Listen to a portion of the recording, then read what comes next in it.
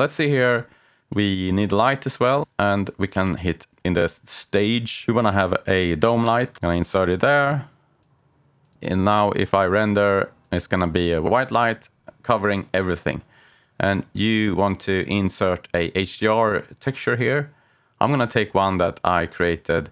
I also have some of these actually on my Gumroad, so if you wanna go and get them, there's a mega pack for a couple of pounds. And one of these here that I'm gonna use is essentially included in that one. Yeah, so let's load now the texture for the HDR light here. I'm gonna hit this one and go to my resources here that's living under this asset here. I made an HDR folder where I have my HDRs. By default, it seems to be filtering, essentially filtering so I can't see it. So I just take away the endings here and then it pops up.